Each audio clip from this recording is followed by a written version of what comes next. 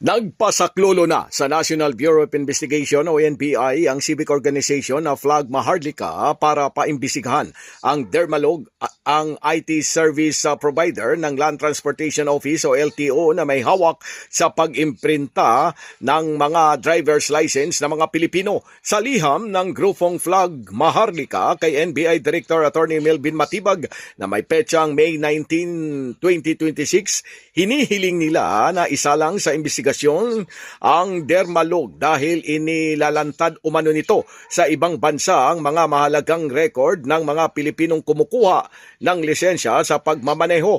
Pinagbatayan ng grupong Flag Maharlika Ombudsman Resolution CC-22-0061 na inilabas noong November 16, 2022 kung saan kinilala ang ulat ng LTO Management Information Division na may petsang October 27, 2020. Sa ulat na ito, diretsahang sinabi na ang Dermalog ay may access at control sa 5-year driver's license inventory and printing application modules ng LTO.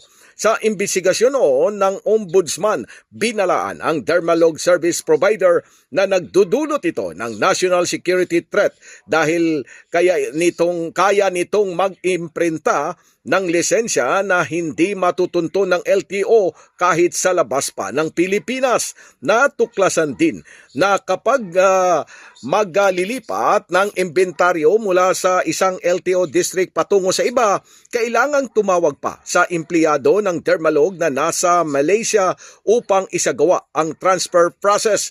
Dahil dito, ayon sa Flag Maharlika noong November 16, 2020, nagrekomenda ang LTO Technical Working Group na i-blacklist at pagbawalan ang Dermalog sa mga susunod na bidding.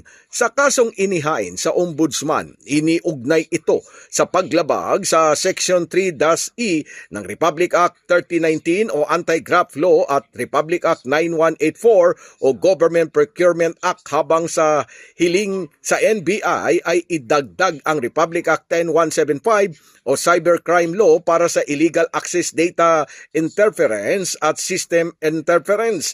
Umaasa ang Flag Maharlika na sa pamamagitan ng NBI, DICT at National Security Council, mababawi na ng Pilipinas ang buong kontrol sa sistema ng lisensya at masisiguro na ang kaligtasan ng personal na datos ng mga kumukuha ng driver's license. Pilipinas, mula sa NBI, Silvestre Rambulabay, Radyo Kayumanggi.